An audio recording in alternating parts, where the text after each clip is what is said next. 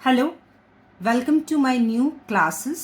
और आज हम लोग बच्चों लेसन 2 यानी अध्याय 2 पढ़ेंगे इंग्लिश का क्लास 5 का, ठीक है, जिसका नाम है the smell of bread and the sound of money. ठीक है, ब्रेड का हम लोग जानते हैं, ब्रेड मीन्स पाव रोटी। ठीक है, तो स्मेल मीन्स सुगंध और साउंड मीन्स आवाज, मनी पैसा। ठीक है, तो पाव रोटी की खुशबू एंड मीन्स और, पाव रोटी की खुशबू और पैसे की आवाज। ठीक है, तो ये अध्याय का नाम है। चलिए हम लोग शुरू करते हैं। वार्मर। ठीक है, पहला क्वेश्चन, यहाँ 3 क्वेश्चन दिए गए। प्रश्न को पूछकर जब हम किसी अध्याय को शुरू करते हैं तो उसे क्या कहते हैं? वार्मर कहते हैं। क्या कहते हैं बच्चों? वार्मर। प्रश्नों को पूछकर किसी अध्याय को शुरू करते हैं ताकि पता चले कि हम किसके बारे में पढ़ने वाले हैं, उसे क्या कहते हैं? वार्मर। तो यहाँ पहला क्वेश्चन है बच्चों, have you ever been to a shop selling bakery items? यहाँ क्वेश्चन पूछ रहा है। ठीक है, तो इसका जो पहले क्वेश्चन का अर्थ है वो क्या हो गया बच्चों? सेलिंग मतलब बेचना। ठीक है, बेकरी आइटम्स मतलब बेकरी से संबंधित सामान। ठीक है, बेकरी से संबंधित सामान। बेकरी आइटम्स कौन कौन से हो गए बच्चों? जैसे केक हो गया, बिस्किट हो गया, ब्रेड हो गया, पेस्ट्रीज हो गया, ये सारे आइटम क्या है? बेकरी आइटम है। तो इसका अर्थ क्या हो गया बच्चों? क्या आप कभी बेकरी का सामान बेचने वाले दुकान पर गए हैं? ठीक है, क्या हो गया इसका अर्थ बच्चों? Have you ever been to a shop selling bakery items? क्या आप कभी बेकरी का सामान बेचने वाले दुकान पर गए हैं? पहला प्रश्न। दूसरा क्वेश्चन क्या है बच्चों? Have you smelled the delicious products there? There मतलब वहां, डिलीशियस मतलब स्वादिष्ट, प्रोडक्ट्स मतलब उत्पाद, स्मेल्ड मतलब सूंघा। ठीक है, तो क्या आपने वहां के स्वादिष्ट उत्पादों को सुगंध लिया है?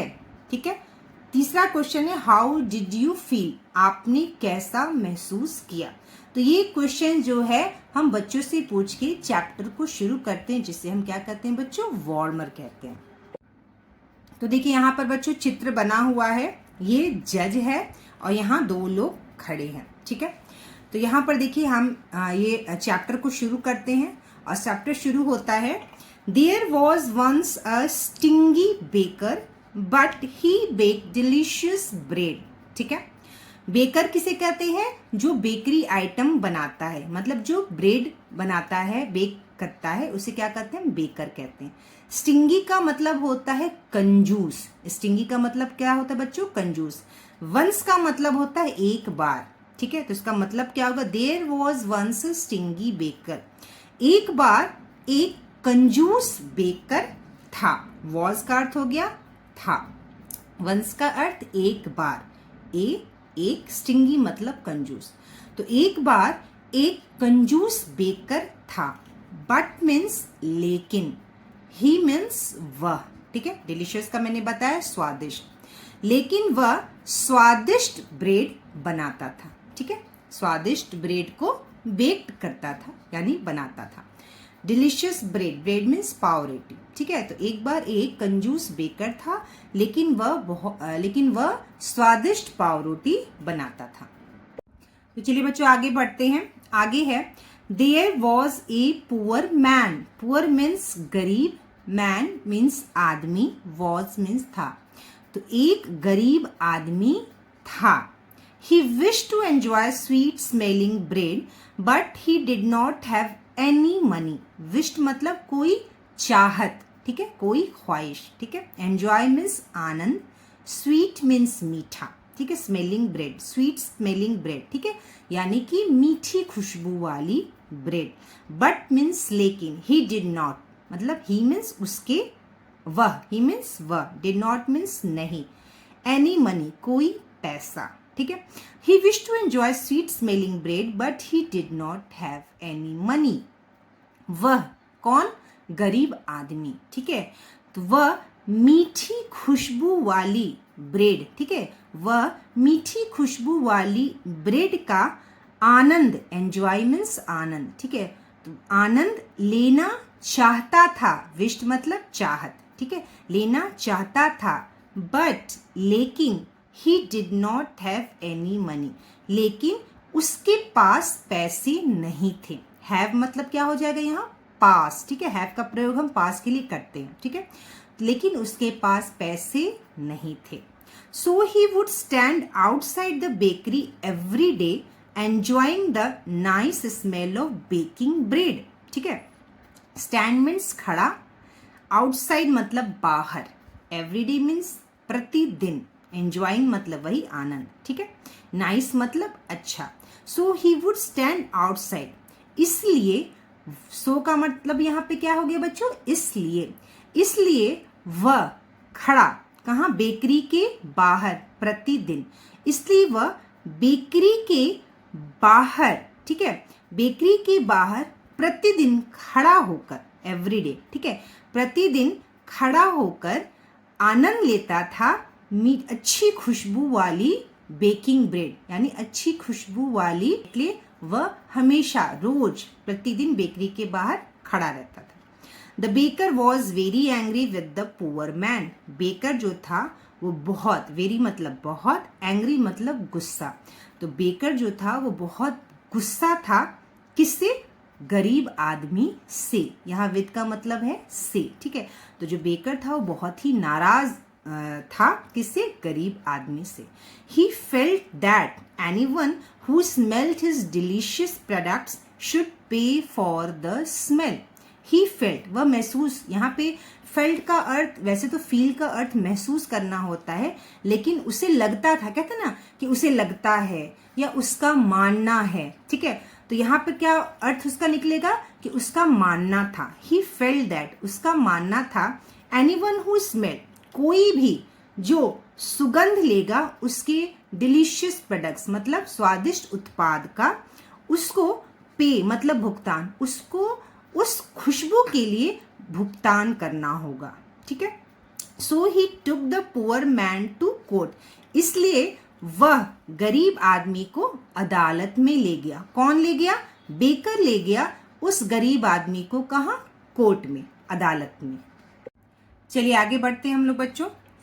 द जज heard the baker's complain patiently, ठीक है, कंप्लेन मतलब शिकायत, पेशेंटली मतलब धैर्य पूर्वक, ठीक है, हर्ड मतलब सुना, तो जज ने बेकर का कंप्लेन यानी बेकर का शिकायत जो है वह धैर्य पूर्वक सुना।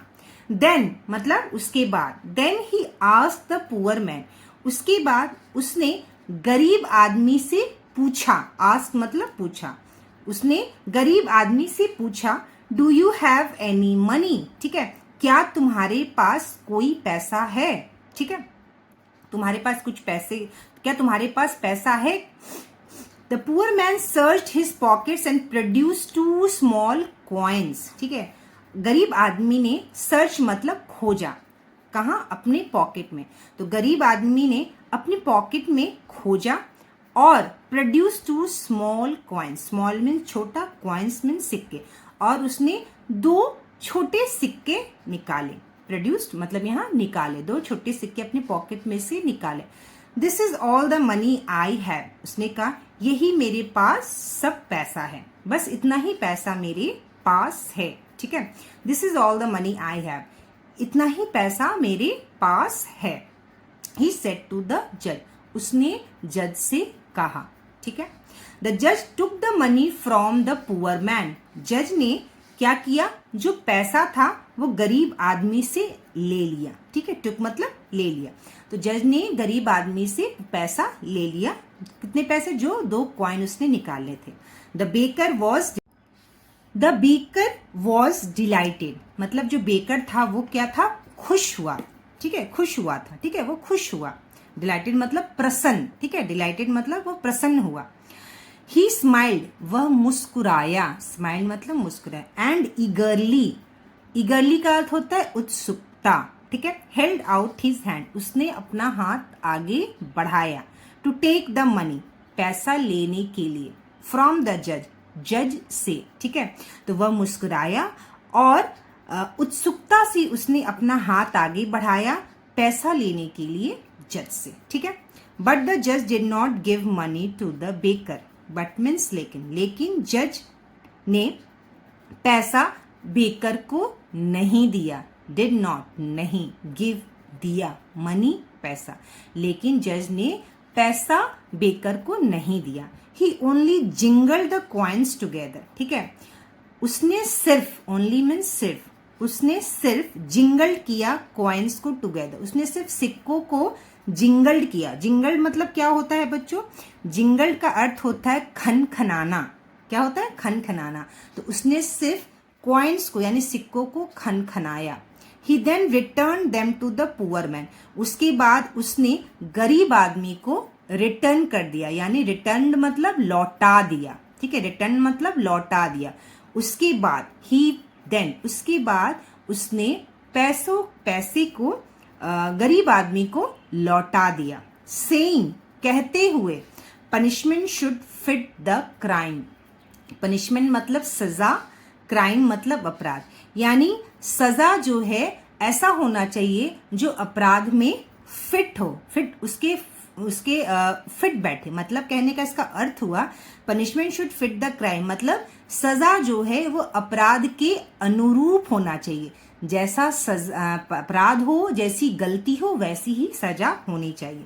The price for the smell, ठीक है, जो कीमत है स्मेल की, सुगंध की जो कीमत है, ऑफ द ब्रेड, यानी ब्रेड की सुगंध की जो कीमत है, should be the sound of the money, ठीक है, वह पैसे की आवाज होनी चाहिए, ठीक है। तो जो खुशबू है ब्रेड की, उसका जो कीमत है, वह कीमत क्या होना चाहिए? उस पैसे की आवाज, ठीक है। तो यहाँ पर ये चैप्टर खत्म हुआ।